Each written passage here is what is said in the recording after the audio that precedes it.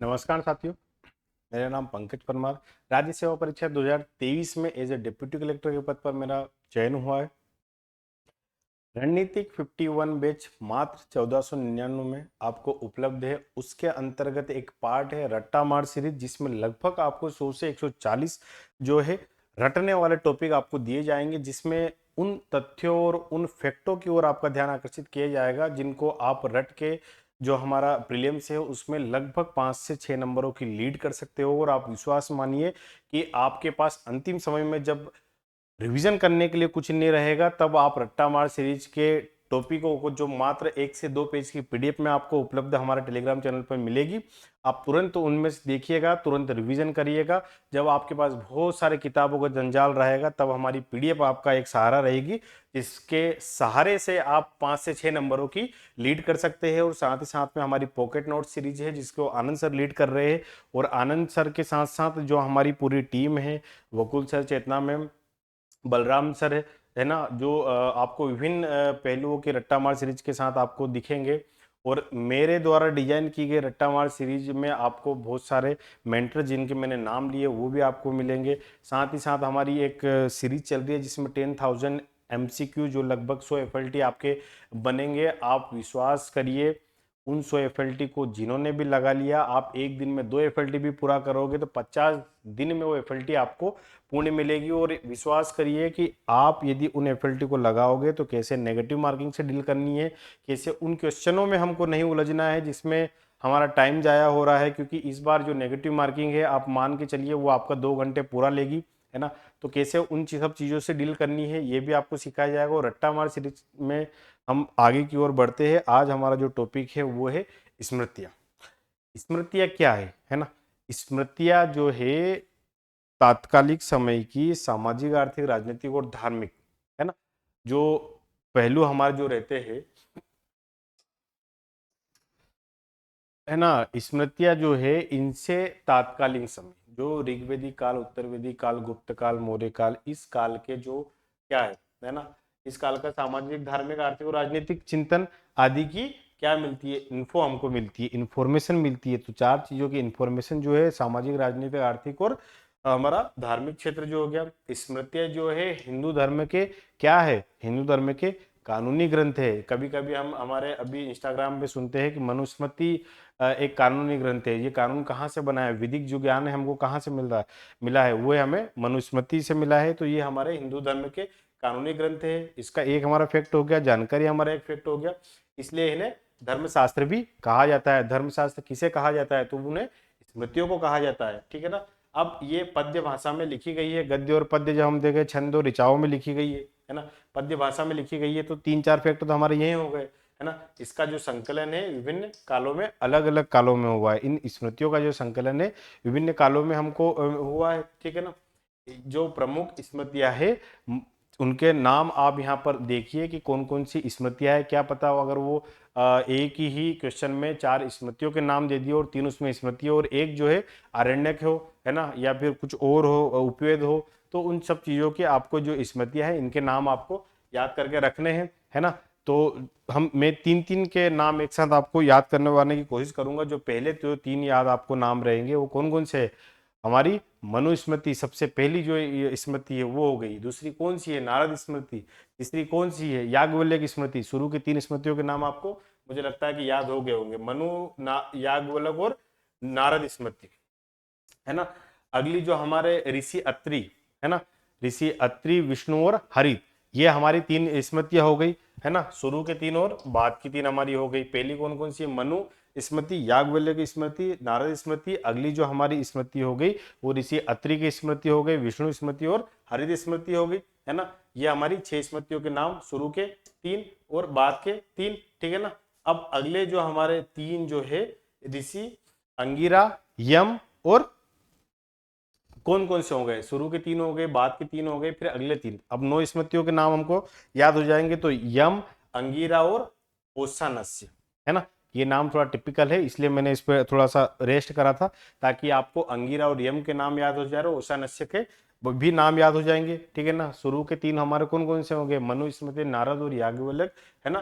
कौन कौन से हो गए, अंगीरा और यम और ओसानस्य। फिर बीच में हमने कौन कौन से छोड़े थे, छोड़े थे हमने, यम, ऋषि, विष्णु और हरित हो गए, 9 याद नाम हो गए। अगले 3 पर हम जाएंगे तो कात्यायन, बृहस्पति और पाराशर स्मृति, है ना।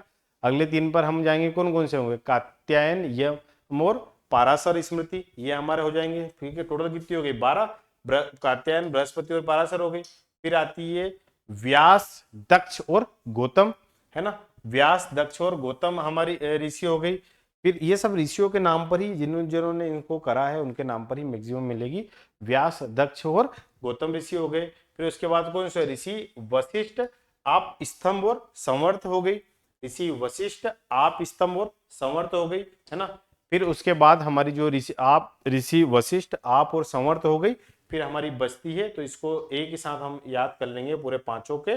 तो ऋषि, समर्थ, संक, लिखित, देवल और सतात्व, है ना। ये नाम आपको थोड़ा थोड़ा याद रखना है, मतलब ऐसा जरूरी नहीं कि पूरे जो हमारी पूरी टोटल है उन्हीं के नाम हम याद रखें, पर मोटी मोटी जो अच्छे अच्छी जो ऋषि कौन कौन से, मनु हो गया, याज्ञवल्क्य हो गया, नारद हो गया, अत्रि हो गया, विष्णु हो गया, अंगिरा, यम, कात्यायन, बृहस्पति, पराशर, व्यास। क्योंकि जब हम मेंस में आंसर राइटिंग करेंगे तो हम जानकारियों के सोर्सों के रूप में इन सब ऋषियों के, इन सब स्मृतियों के बारे में हम बताएंगे कि ये हमको इसकी जानकारी कहाँ से मिली। अगले जो हमारी जो मेन फेमस जो 4 स्मृतियां हैं उनके बारे में हम पढ़ लेंगे।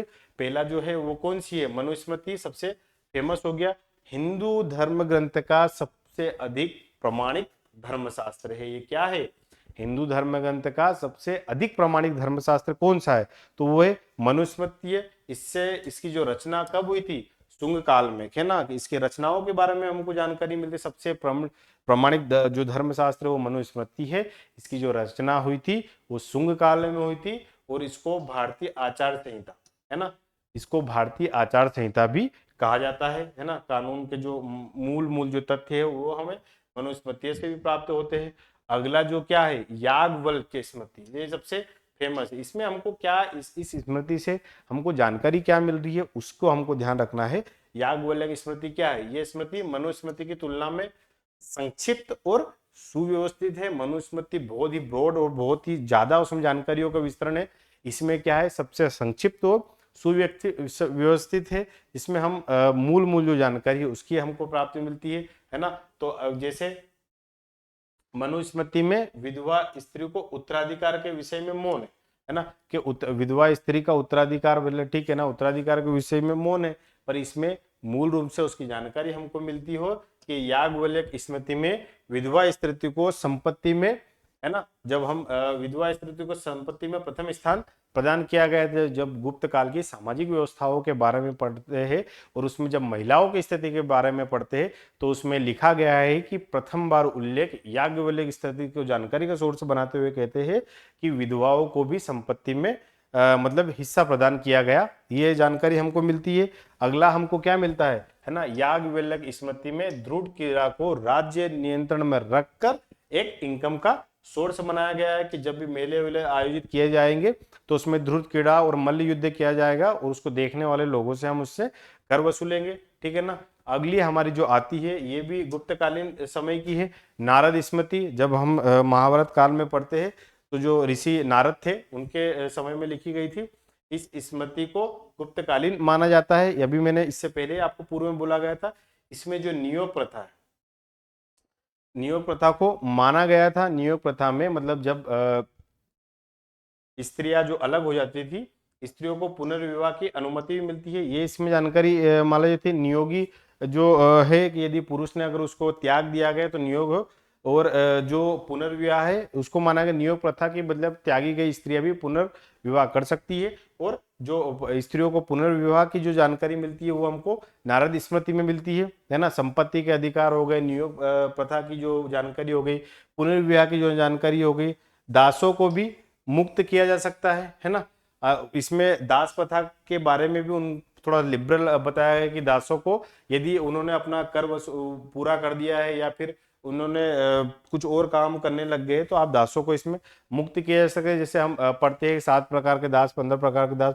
स्वर्ण मुद्रा के लिए इसमें दिनार शब्द का उल्लेख किया गया है ना। नारद स्मृति में दासों का उल्लेख हमने देख लिया, नियोग प्रथा का देख लिया, है ना, और हमारी जो पुनर्विवाह के बारे में देख लिया। अगली जो हमारी स्मृति होगी वो विष्णु स्मृति हो गई, है ना, विष्णु, अंगिरा और यम हमने तीनों एक साथ पढ़े थे, तो उसमें आती है एक विष्णु स्मृति। ये भी गुप्तकालीन मानी जाती है और इसके 100 अध्याय है। इसमें चारों वर्णों और आश्रमों का वर्णन है। 4 वर्ण कौन कौन से, ब्राह्मण, क्षत्रिय, वैश्य और शूद्र, और 4 आश्रमों का उल्लेख जो हमने जब पढ़ा था उसमें कौन कौन से आश्रम है, ब्रह्मचर्य, गृहस्थ, वानप्रस्थ और सन्यासी आश्रम है। इनकी जानकारी हमको कहाँ से मिलती है, तो हम जब हमने जाबाली उपनिषद पढ़ा था उसमें इसकी जानकारियों का उल्लेख हमने पढ़ा था। 4 पुरुषार्थों का भी उल्लेख, 4 पुरुषार्थ का कौन कौन से, धर्म, अर्थ, काम, मोक्ष। तो इन सब चीजों की जानकारी आपको कहाँ कहाँ से मिलती है, ये सब स्मृतियों में मिलती है। और मैक्सिमम जो स्मृतियां है उसमें क्या है कि जो मैक्सिमम स्मृतियां है वो जो है अपनी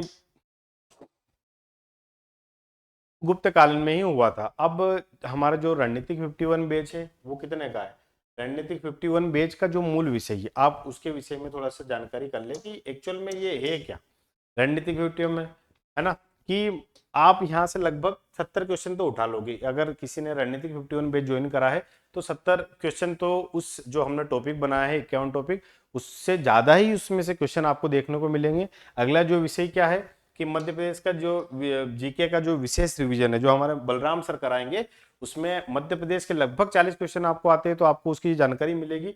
अगला जो हमारा है 100 टेस्ट मैंने आपको पहले ही बताया था कि 100 एफएलटी आपको मिलेगी, जिसमें कैसे नेगेटिव मार्किंग हमको डील करनी है उसको हमको मिलेगा। इकोनॉमिक सर्वे का जो बजट है वो हमारा बलराम सर लेकर जाएंगे, बहुत अच्छा समझाते हैं, इसका कोई तोड़ नहीं है, और मात्र 1499 में आपको उपलब्ध मिलेगा, कोई ज्यादा बड़ी फीस नहीं है। The 100 FLT is the big deal, है ना, और जिसने ये ग्रेप अपॉर्चुनिटी ग्रेप कर ली, आप मान के चलिए उनका प्रीलिम्स क्लियर हो जाएगा, है ना। टेस्ट सीरीज के भी बारे में बताया था। टेस्ट सीरीज की सबसे अच्छी हमारी जो खूबसूरती वो क्या है, वो बाइलिंगुअल है ना, आपको हिंदी, चाहे हिंदी विषय वाले हो चाहे इंग्लिश विषय वाले हो, दोनों को ही आपको अलग अलग फॉर्मेट में और इतना बेहतरीन टेस्ट को डिजाइन किया गया है, और जिनके जो डिस्क्रिप्शन है वो इतने प्यारे दिए गए हैं, यदि आप डिस्क्रिप्शन मात्र पढ़ लोगे तो आपके 70 से ऊपर क्वेश्चन से हो जाएंगे।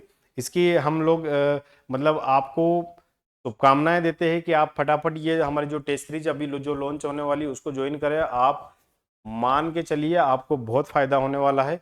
तो धन्यवाद। आज की हमारी जो क्लास है वो समाप्त होती है ना, मिलते हैं हम हमारी अगली क्लास।